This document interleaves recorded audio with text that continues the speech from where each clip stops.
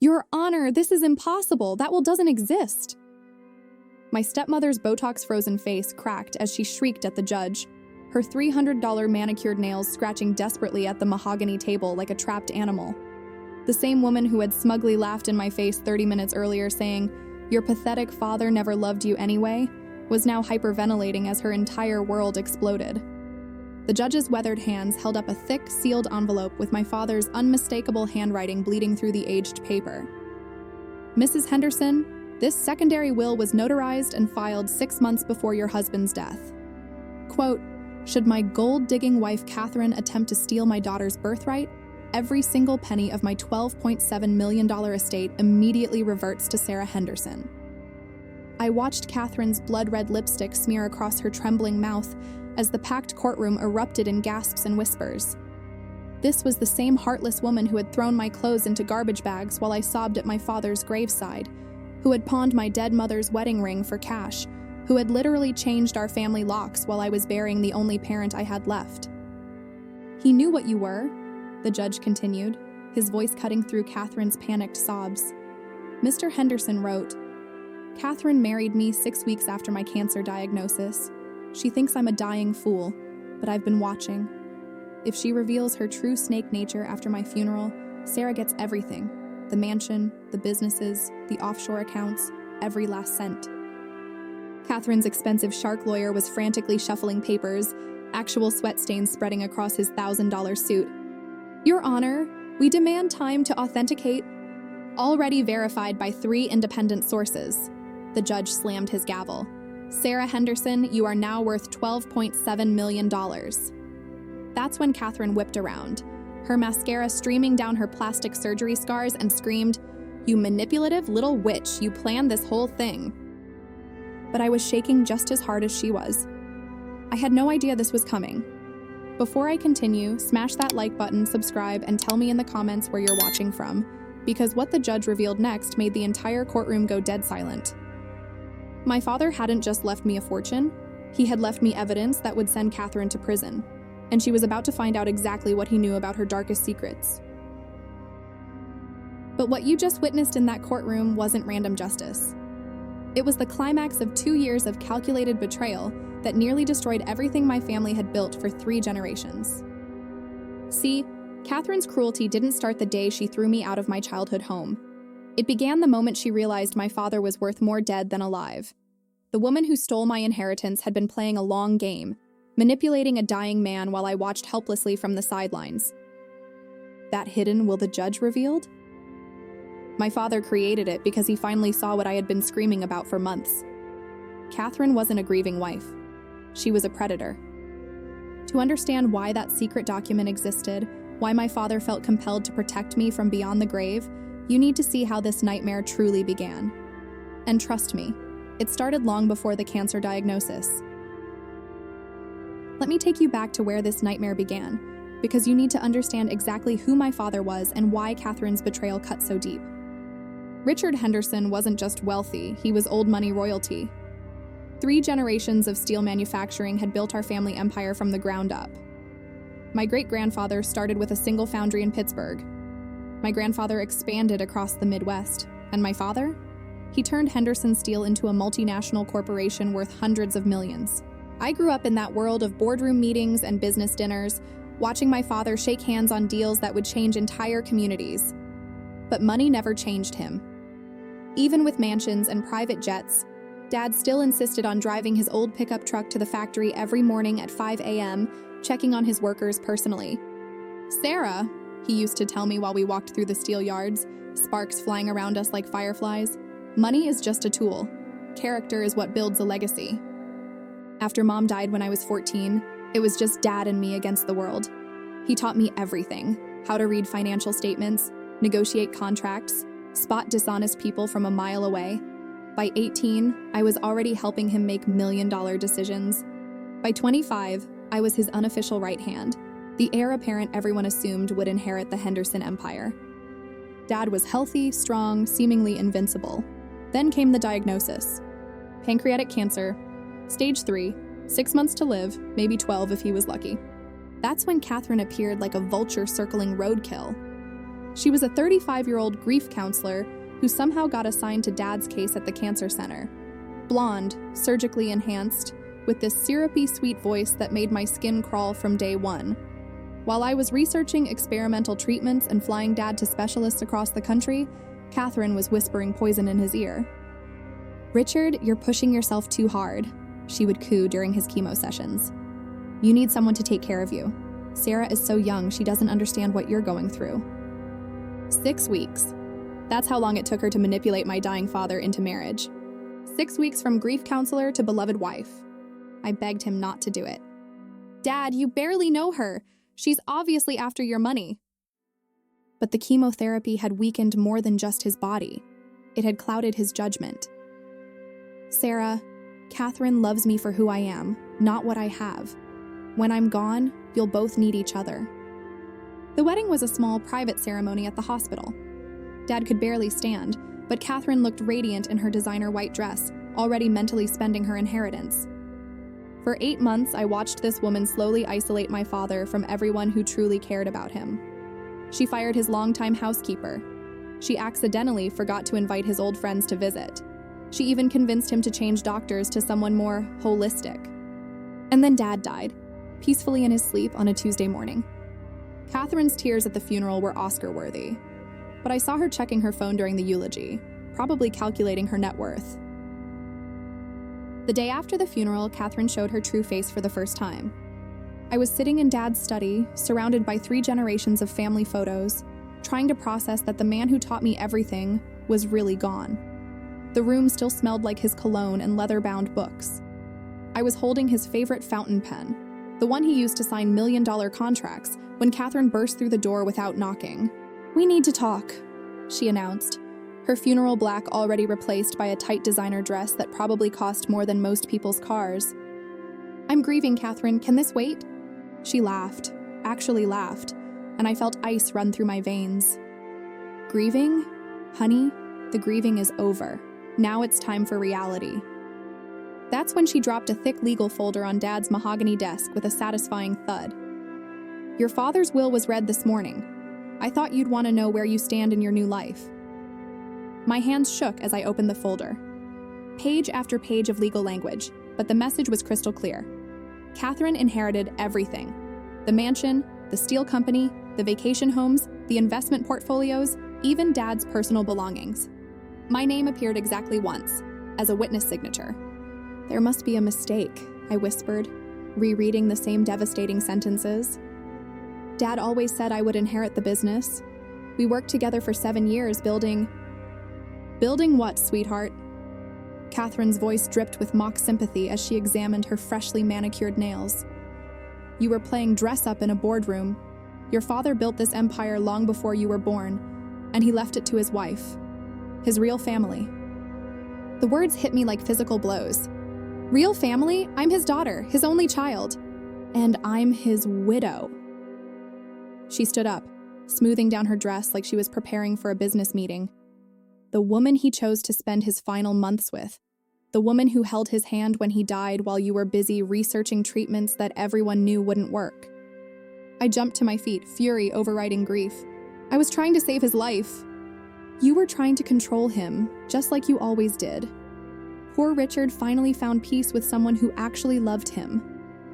She picked up a crystal paperweight from Dad's desk, a gift I'd given him for his 50th birthday, and examined it like she was appraising its value. "He told me how exhausted he was, always having to pretend you were capable of running a real business." "That's a lie. Is it?" Catherine set the paperweight down and walked to Dad's bookshelf, running her finger along the spines like she owned them, which legally she now did. "He said you were too emotional, too naive.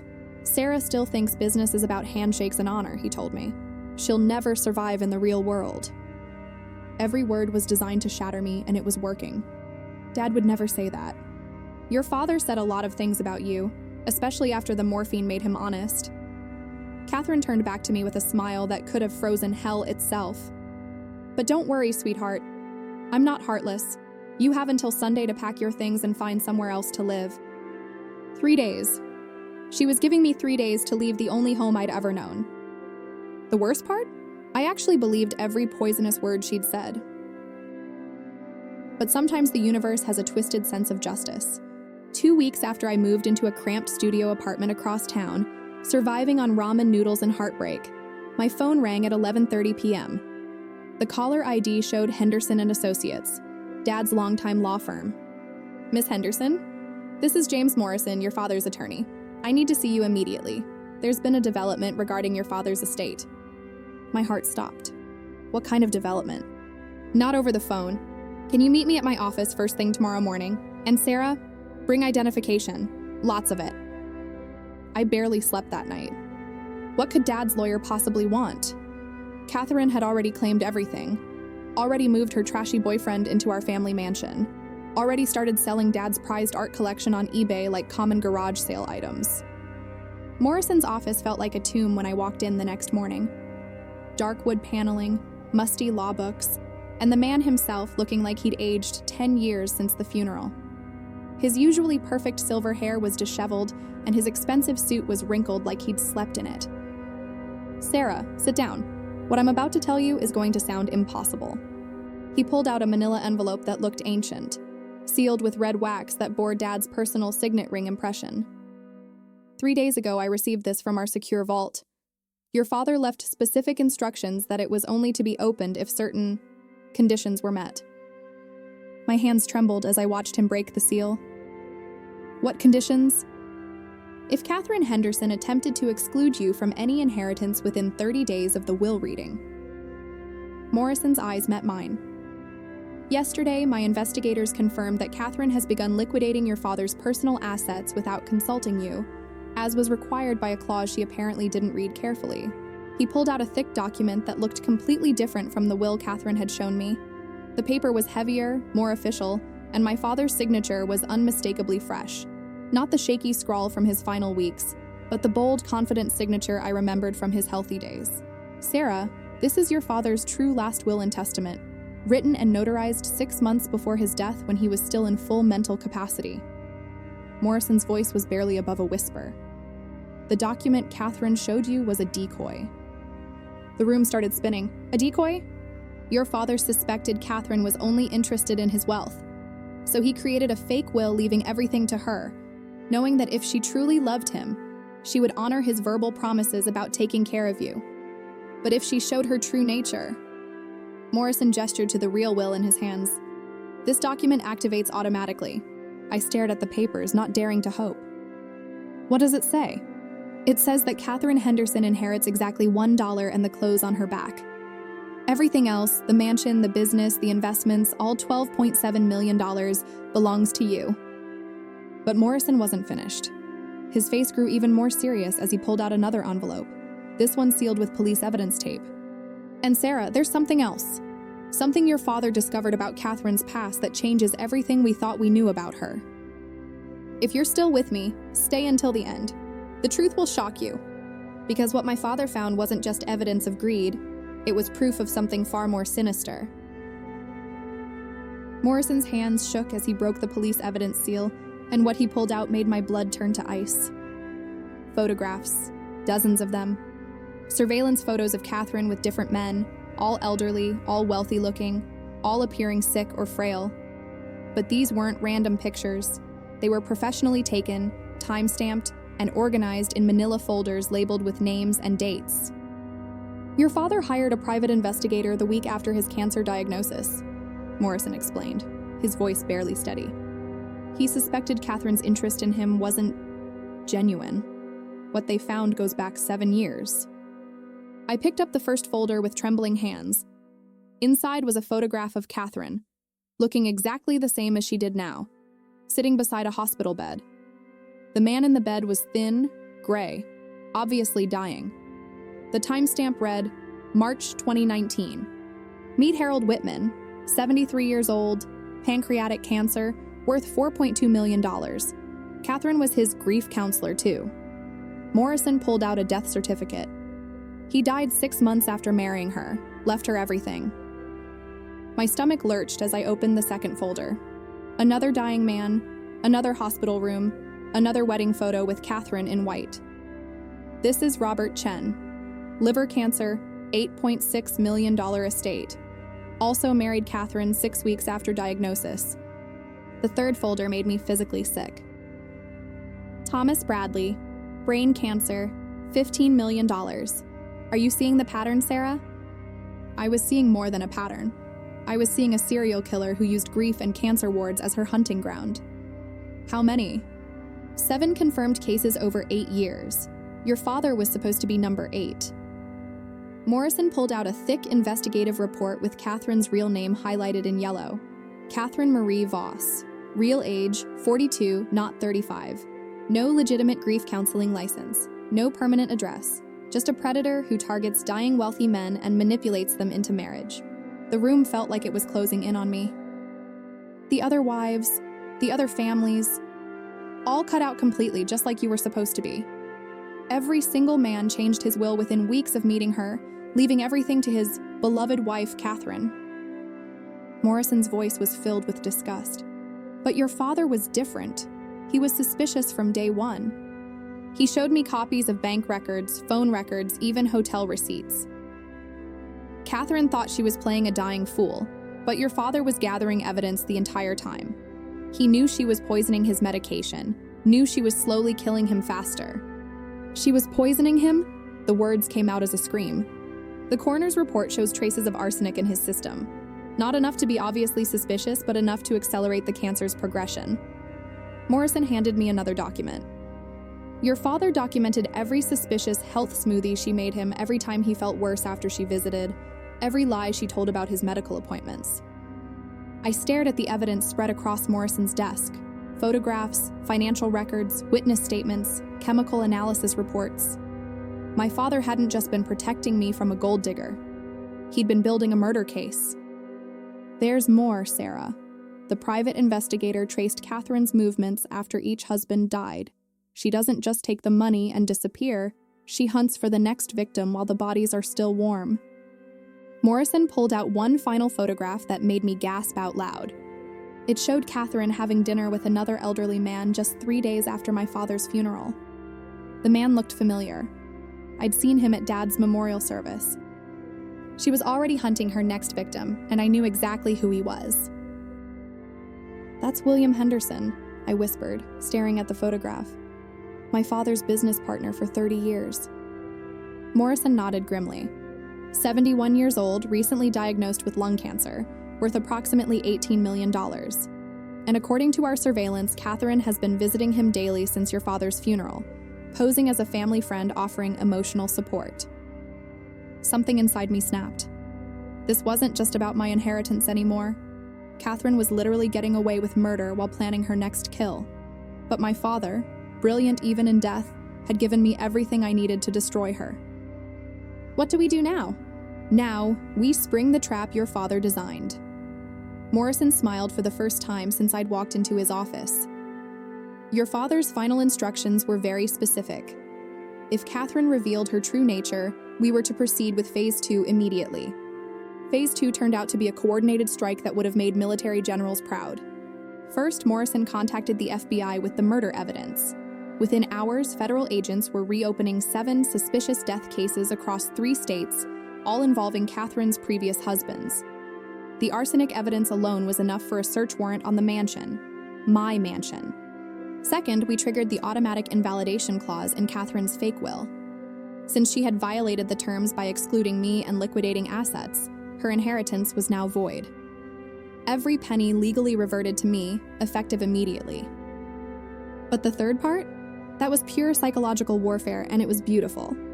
We decided to let Catherine discover her downfall in the most devastating way possible. Publicly, dramatically, and with no escape route. The courtroom scene you witnessed at the beginning? That was the culmination of my father's masterpiece revenge plan. When the judge read that hidden will aloud, Catherine's world didn't just collapse, it exploded. The woman who had spent months taunting me about my father's true feelings discovered that he had not only seen through her completely, but had documented every single one of her crimes. But the real shock came when the FBI agents walked into that courtroom. Catherine Marie Voss, the lead agent announced as Catherine sat there hyperventilating, "You're under arrest for the murders of Harold Whitman, Robert Chen, Thomas Bradley, David Morrison, James Fletcher, Carl Whitfield, and Richard Henderson. The color drained from her face so fast I thought she might pass out. This is insane! I never hurt anyone. Ma'am, we have toxicology reports, surveillance footage, and financial records spanning 8 years. Your victims' families will finally have justice. As the handcuffs clicked around Catherine's wrists, she turned to me with pure hatred burning in her eyes. You think you've won? You're pathetic. Even with all that money, you'll never be half the woman I am. I stood up slowly, looked her directly in the eyes, and said the words my father had written in his final letter to me. Catherine, you're right about one thing. I'll never be half the woman you are, because I'll never be a murderer. The bailiffs dragged her away as she screamed threats and obscenities, but I barely heard them. All I could think about was my father's final gift, not just the inheritance, but the knowledge that he had loved me enough to spend his dying months protecting me from beyond the grave. William Henderson survived, by the way. When we showed him the evidence about Catherine, he immediately cut all contact and increased his security. He's now cancer-free and recently donated $2 million to a foundation for families affected by inheritance fraud. If this shocked you, hit the like button. More unbelievable stories are coming. Because justice isn't always immediate, but when it comes, it's absolutely devastating. And Catherine? She's currently serving 7 consecutive life sentences without the possibility of parole. The $12.7 million she thought she'd stolen is now funding a scholarship program in my father's name.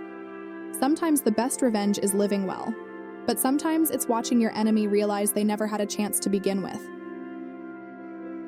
Looking back now, 3 years after that courtroom drama, I realize my father's greatest gift wasn't the $12.7 million he left me. It was the lesson he taught me about trust, manipulation, and the lengths some people will go to destroy others for money. Catherine wasn't just a gold digger. She was a predator who had perfected the art of exploiting grief and vulnerability. She targeted men at their weakest moments, when they were facing death and desperately seeking connection. She weaponized love itself, turning it into a tool for murder and theft. But my father saw through her performance from day one.